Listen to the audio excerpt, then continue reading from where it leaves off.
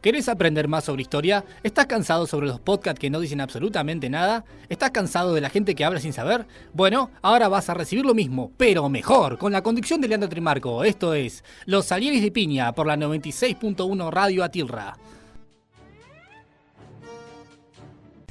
Gracias por escucharnos en la 96.1 Radio Atilra. Esto es Los Salieres de Piña con Leandro Trimarco y Nahuel Nores en la operación técnica. En el capítulo de hoy toca hablar de una figura súper polémica que suele simplificarse un montón en ¿era el padre de las escuelas o era un racista genocida?, que es Domingo Faustino Sarmiento. La idea de este capítulo es tratar de profundizar un poco en la biografía de Sarmiento y en lo que era su ideario político, para salirnos un poco de esta visión binaria donde se lo ama o se lo odia y tratar de ver por qué es un poco más complejo.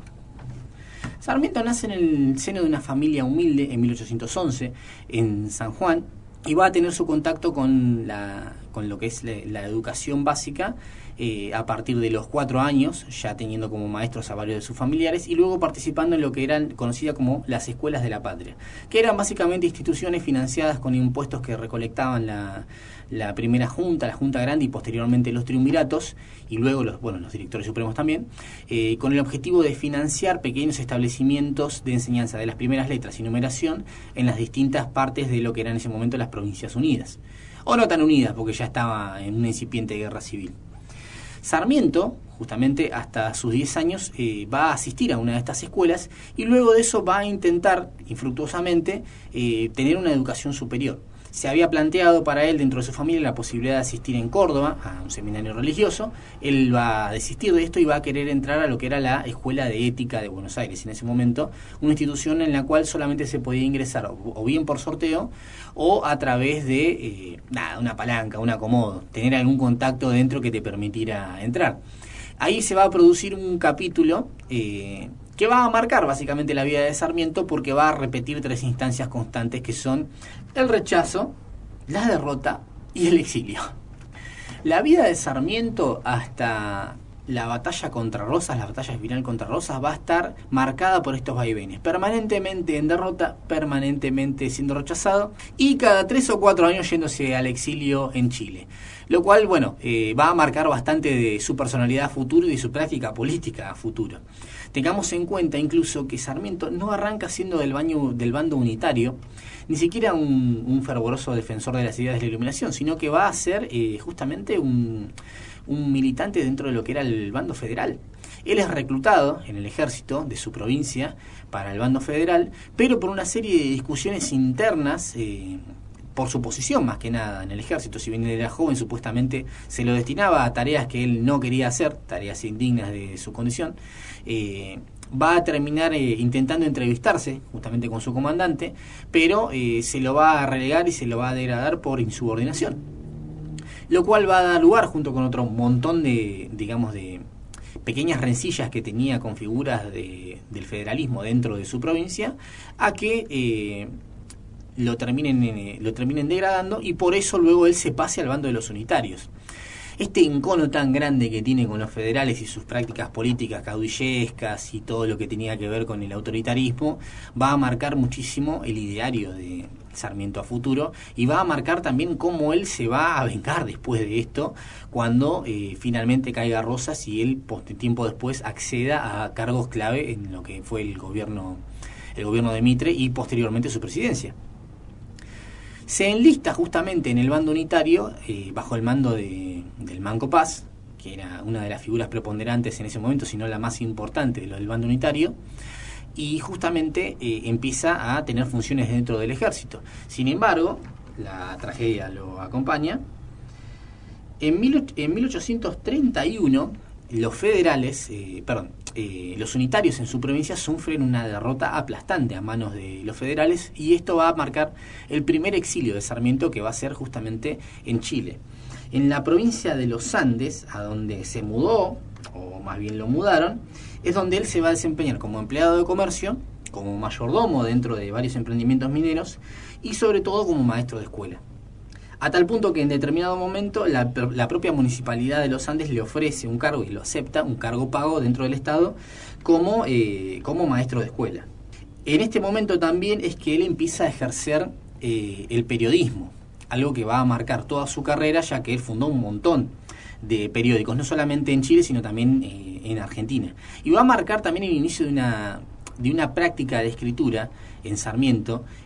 tanto en su forma de argumentación como en el tipo de temas que tocaba, ya sea cuestiones de filosofía, de pedagogía, de política, que lo va a encumbrar como una de las plumas más destacadas de toda la segunda mitad del siglo XIX en Argentina, que además era pródiga en buenos escritores. El regreso de Sarmiento a la Argentina se va a producir en el marco de una enfermedad muy grave que tiene él. Sufre una serie de afecciones, fiebre tifoidea, según se plantea en los registros. En 1936, luego de prácticamente casi morirse, vuelve a San Juan, luego de una serie de intercambios por carta con el gobernador que le permite justamente el regreso, y a partir de ahí, de una breve recuperación que tiene, comienza una serie de actividades literarias y políticas en todas las organizaciones que en ese momento, en todas las organizaciones políticas que en ese momento estaban funcionando en la provincia, fundamentalmente las que eran de oposición a Rosas. Hay que recordar que en la década del 30 y la década de 1840, en las Provincias Unidas, el liderazgo de Rosas va a llevar a que sea incluso la provincia de Buenos Aires la que represente al resto de las provincias en el exterior. Va a dar lugar a un gobierno con mucho poderío, con mucha preeminencia de Buenos Aires sobre el resto de las provincias, mientras al mismo tiempo se mantenía una guerra civil entre unitarios y federales. Dentro de este conflicto, Sarmiento se va a posicionar claramente dentro del bando unitario, pero también planteando que era necesario establecer las ideas de la Iluminación, las ideas europeas acerca del progreso, la industria y sobre todo lo que era el liberalismo político, es decir, terminar con el despotismo de Rosas. Entre otra serie de ideas y planteos de derecho al respecto de la libertad de expresión, por ejemplo, que van a tener su episodio cúlmine justamente en 1940. En un acto de absoluto respeto por la libertad de expresión, Sarmiento fue apresado, encarcelado y corrido nuevamente a Chile por el régimen rosista, ¿sí? Esto va a llevar que en Chile Sarmiento entre en modo full académico en su segundo exilio. Va a participar de un montón de periódicos, entre ellos el Mercurio. Cuando se canse de estos periódicos va a fundar otros propios, inclusive. Va a empezar una serie de ejercicio de cargos, ya sea dentro de la docencia como maestro, pero también como ministro de Instrucción Pública y luego como miembro fundador de la Universidad de Chile, dentro del Estado, que le va a permitir luego también tener acceso a fondos para realizar investigaciones sobre los sistemas educativos tanto en Europa como en Norteamérica. Acá se forma lo que es se termina de consolidar lo que es el Sarmiento pedagogo, el Sarmiento que estaba pensando en un sistema de instrucción pública, de escuela pública y laica, que pudiera aplicarse generalizadamente dentro de un Estado. Esto va a dar lugar también a que en ese momento aparezca uno de los libros centrales dentro de lo que es la prosa de Sarmiento, que es La educación popular, en donde justamente plasmaba, trataba de conciliar todas estas ideas que provenían de Europa y de los sistemas educativos del norte del mundo, y cómo tratar de llevarlo a la práctica, cómo tratar de poder plasmar eso en América Latina. En el medio de toda esta práctica pedagógica, política, periodística, Sarmiento va a contraer matrimonio con la que sería su segunda mujer, Benita Pastoriza. Antes había tenido una pareja con la que tuvo una hija, pero nunca estuvieron casados. En este caso él se casa con esta viuda y adopta a su hijo Dominguito, Domingo Fidel, que luego va a tener una participación en la Guerra del Paraguay. Y hasta ahí todo podría ir bien, o sea, podría haber pasado el resto de su vida en Chile, vivir cómodamente, donde era amado y respetado incluso por sectores de la alta sociedad, pero todo tiene un giro dramático cuando en 1951 se divorcia finalmente, rompe esta relación y decide volver a la Argentina. Y vuelve a la Argentina básicamente para tratar de llevar adelante todos los ideales que tenía al respecto de lo que era una república democrática y un gobierno científico basado en las ideas de la Ilustración. Para esto se va a enlistar justamente en el Ejército Grande de Urquiza, que era este ejército que se había reunido entre varios caudillos de las provincias para tratar de vencer militarmente a Rosas y finalmente derrocarlo del poder. ¿Cómo es que este ejército llega a derrotar a Rosas teniendo un poderío tan marcado en Buenos Aires? Bueno, eso es daría lugar para otro podcast, para hablar un poco de la batalla de Cepeda. Lo cierto es que Rosas finalmente es derrotado en esta batalla cerca de lo que hoy es el municipio de Morón, teniendo a Sarmiento como uno de los un miembro activo de lo que eran las fuerzas en el ejército grande de Urquiza. De hecho, cuando Rosas finalmente se retira y escapa a Europa, Sarmiento va a sentarse en su oficina y va a redactar el parte de guerra, anunciando justamente la caída del tirano. Pero por su propia personalidad contestataria y por sus propias diferencias con el caudillo federal Urquiza, Sarmiento va a caer en desgracia nuevamente y una vez más lo van a correr a Chile, en su último exilio a Chile. A partir de ahí, la vida de Sarmiento empieza a tener una preponderancia política muchísimo más importante en lo que era la Argentina, porque si bien va a permanecer unos años ausente, hacia 1955 ya lo tenemos nuevamente en Argentina, formando parte, por ejemplo, del gobierno de Buenos Aires, en varios cargos vinculados con lo que era la instrucción pública, justamente, con la idea de poder desarrollar un sistema educativo con un Estado centralizado. Ahí va a ser una figura central Mitre, que lo va a nombrar ministro de gobierno y lo va a hacer participar también de todo lo que era la vida política y la vida periodística bonaerense, donde justamente Sarmiento va a volcar todas las ideas de las que venía trayendo de Europa y Estados Unidos acerca de un país que tuviera progreso, civilización y progreso esencialmente. Él ya había tenido una serie de polémicas al respecto de esto, al caracterizar sociológicamente a la Argentina en el libro que, bueno, generalmente es el más citado de él, que es Civilización y Barbarie. Escrito, si no me equivoco, en 1845. Una denuncia muy mordaz contra lo que eran las prácticas políticas de los caudillos, pero sobre todo contra lo que era el rosismo.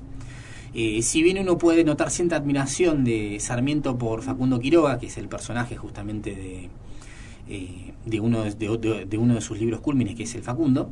en Rosas ve más bien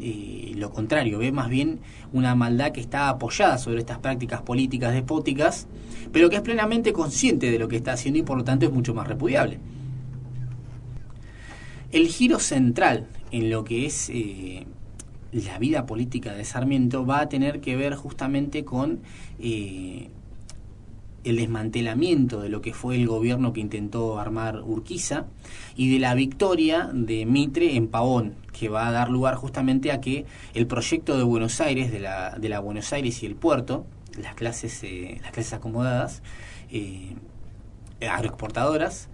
comiencen un proceso de organización nacional centralizado desde Buenos Aires y también con ello un proceso de represión de todo lo que eran los caudillajes en las provincias. Ahí va a tener un papel central Sarmiento justamente en su propia provincia, en San Juan, donde lleva adelante este proceso de represión contra los caudillos federales y contra todos los que estuvieran en el bando federal, que va a dar lugar a la gobernación de Sarmiento en la década de 1860, y que lo va a tener como un protagonista porque justamente llevó una serie de obras públicas y de desarrollo de la infraestructura escolar que va a cambiar completamente el paisaje hasta ese momento rural y colonial de lo que era su provincia. Al mismo tiempo que también está llevando adelante una brutal represión contra los caudillos federales, lo que va a terminar justamente en la captura y el asesinato del Chacho Peleanosa, que era un ferviente opositor al gobierno de Mitre. Eso va a hacer que 2 años después de asumir la gobernación, Sarmiento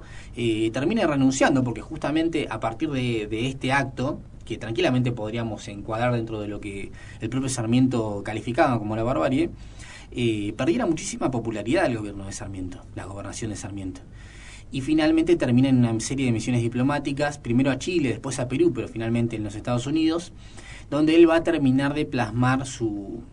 proyecto educativo, de refinar su idea acerca de cómo debía ser un proyecto educativo. Cuando Mitre inicia la guerra del Paraguay, ocurre una serie de crisis en lo que era el territorio argentino en ese momento, que es, aparte de la represión que se dan por los distintos levantamientos en las provincias contra la conscripción obligatoria, también va a empezar una crisis económica tremenda porque Argentina se va a endeudar hasta la cabeza con Inglaterra para poder pagar esa guerra contra el Paraguay. En el medio de todo eso, el gobierno de Mitre termina completamente desprestigiado y abuchado por buena parte de la población bonaerense, y se decide en ese momento, en una junta de notables, que el candidato tenía que ser Sarmiento, que estaba en Estados Unidos. De hecho, Sarmiento todavía estaba en Estados Unidos cuando es electo presidente y se decide justamente su elección. Al volver, uno de los principales problemas que tienen que afrontar era, por un lado, la deuda que le había heredado el gobierno de Mitre, terminar la guerra del Paraguay lo antes posible, con el menor saldo posible de vidas humanas, y a partir de ese momento sí poder estabilizar el país para poder organizar lo que él consideraba que era el proyecto principal, que era, por un lado, la expansión de la red de comunicaciones, ahí hablamos tanto de ferrocarriles como del telégrafo, y sí la creación de un sistema centralizado de educación para todos los argentinos. ¿Quiénes entraban dentro de ese sistema educativo que había planteado Sarmiento? Bueno, ahí empiezan las primeras grandes polémicas al respecto de la ley de educación normal, que se va a sancionar después de que termine su gobierno, justamente con el gobierno de Roca, que era esta idea de que el Estado debía ofrecerle a todas las personas civilizadas alguna educación mínima que les pudiera permitir insertarse y ser miembros útiles de la sociedad. Esto incluía un montón de gente. No solamente excluía, por supuesto, a pueblos originarios que no fueran reducidos o que no estuvieran afincados en las ciudades o como mano de obra en las estancias, sino que también hacía lo mismo contra toda la población rebelde del campo en las distintas provincias que no se adaptara o que no aceptara o que no legitimara a ese poder central. Y en ese sentido es una escuela, por supuesto, reducida en su alcance. No está pensada para toda la población, más allá de que aspira justamente a extenderse lo más posible. Sarmiento también tiene que enfrentar en su paso por la presidencia dos cuestiones clave. Por un lado, la cuestión sanitaria. La guerra del Paraguay había dejado un saldo de muertos impresionante, que muchos tenían que ser transportados nuevamente a Buenos Aires por barco, y esto dio lugar a una serie de problemas sanitarios en el centro y sur de la ciudad, que dieron lugar después a la epidemia de fiebre amarilla. Sarmiento tuvo que salir corriendo de la ciudad, abandonar la ciudad de Buenos Aires, para evitar morir en el proceso. Muchos consideran que esto es un acto total de cobardía y de hipocresía, pero la realidad es que también, si Sarmiento se hubiese quedado, no tenía elementos sanitarios ni ningún tipo de conocimiento científico de la enfermedad como para hacerle frente. Básicamente hubiese muerto en vano. Y aparte de esto también, tenía que enfrentar el problema con la oligarquía. Sarmiento era lo que en ese momento se podría encuadrar como un positivista industrialista que creía en la idea del progreso, la idea de poder adaptar la pampa a la producción industrial y por ello también llevar el desarrollo económico de la Argentina, pero se chocaba justamente con la oligarquía argentina. Si bien muchas veces se lo suele pensar como un gobierno por y para unos pocos, lo cierto es que en el transcurso de su vida, incluso durante el gobierno sobre todo que va a ocurrir después, que son Avellaneda y Roca, va a tener una práctica política contra estos sectores oligárquicos a los cuales justamente veía como un impedimento para el progreso. Cuando Sarmiento pensaba, por ejemplo, poner a producir la pampa húmeda, estaba pensando en el modelo norteamericano, asignarle unas cuantas parcelas de tierra a mucha gente para poder tener una clase de terratenientes bastante amplia, y no lo que ocurrió históricamente en el territorio de Argentina, que era justamente el problema del latifundio. Muchísimas extensiones de tierra en manos de unas pocas familias. El balance final que se suele hacer de Sarmiento casi siempre es positivo. La idea de, una persona que, a pesar de sus fanatismos o de su mirada tan sesgada sobre los pueblos latinoamericanos o sobre los caudillos federales, tuvo un paso muy positivo y se la considera una de las presidencias, tal vez la segunda presidencia histórica más importante del siglo XIX. En el sentido de que, por un lado, termina de organizar el Estado Nacional, que había dejado en caos Mitre con la Guerra del Paraguay, y por otro lado, por lo que fueron las distintas legislaciones que luego van a conducir a la Ley de Educación Normal, la Ley 1420, ley que sigue vigente hasta el día de hoy. Es decir, se le atribuye a Sarmiento la organización del sistema educativo, o por lo menos las bases del sistema educativo como lo tenemos ahora. Lo cual son, por supuesto, absolutos méritos de esta figura, en el medio también de lo que fue una mirada muy dura al respecto de la situación real de lo que era el territorio argentino y las provincias. Todo el tiempo estaba queriendo encasillar a la población y a toda la tradición política latinoamericana en un conjunto de ideas que eran norteamericanas o europeas, que no tenían nada que ver con la realidad concreta, la realidad material de la Argentina. Y eso lo llevó a no pocos conflictos. No solamente los distintos encontronazos militares con las provincias, sobre todo con Entre Ríos, especialmente con López Jordán, sino también con esto de tratar de imponer una cierta ideología acerca del progreso y la cultura a una sociedad que permanentemente y hasta el día de hoy se resistió a ser una cultura entendida como europea. En el sentido de que, por ejemplo, se quería imponer una serie de prácticas acerca de lo que era la estética o la idea de, concretamente, el progreso económico y el progreso industrial, que chocaban con, por ejemplo, las prácticas laborales o con la propia idea de la buena vida que tenía la población, sobre todo la población rural en Buenos Aires y en el resto de las provincias. En ese sentido, es un prócer, como dijimos al principio, un prócer complejo. Podemos reconocerle muchísimos méritos, entre ellos su gran práctica literaria, pero al mismo tiempo también tenemos que entender que era un producto de su época y sobre todo un producto de la idea de creer que el liberalismo y esta suerte de la idea del progreso indefinido industrial podían llevar a la Argentina a un periodo de permanente benevolencia, de permanente bienestar, lo cual dentro del propio siglo XIX, dentro de la segunda mitad del siglo XIX, se probó también como falso por la sucesión de distintas crisis económicas que ocurrieron en ese momento. Hay una frase muy conocida de Sarmiento que es no escatime sangre de gaucho para regar el suelo argentino porque es lo único que tiene de valioso.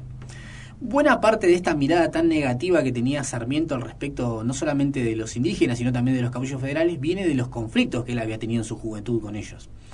Con los caudillos federales, bueno, permanentemente por estar en situación de guerra, pero también con los pueblos indígenas por la acción de los malones, a los cuales Sarmiento únicamente veía como enemigos justamente por esta cuestión de ataque y saqueo que había vivido la mayor parte de su vida. ¿Alcanza eso para justificar las prácticas de represión contra los pueblos originarios? Y la verdad que no, pero es interesante por ahí complejizar un poco esa mirada porque en ese momento sí era cierto y era real el peligro de los malones, sobre todo en la frontera sur y la frontera de Santiago del Estero también. ¿Qué podemos sacar en limpio de la figura de Sarmiento? Bueno, yo creo que un poco es más que nada este prócer que es la primera etapa de la organización del Estado argentino, que un poco acomoda el desastre que venía haciendo Mitre y que luego va a terminar consolidado con lo que son las presidencias de Roca y Avellaneda. Fundamentalmente la de Roca, la de Avellaneda fue un poco caótica también. Y por otro lado, esta idea de poder sostener una educación común que fuera útil a todos los que asistían a ella, más allá de los sesgos ideológicos y raciales con los que ocurrió en su origen. Sí es cierto que este es un valor que defiende la sociedad argentina, o por lo menos lo defendía hasta hace algún tiempo, esta idea de que la educación tiene que ser útil y común para todos.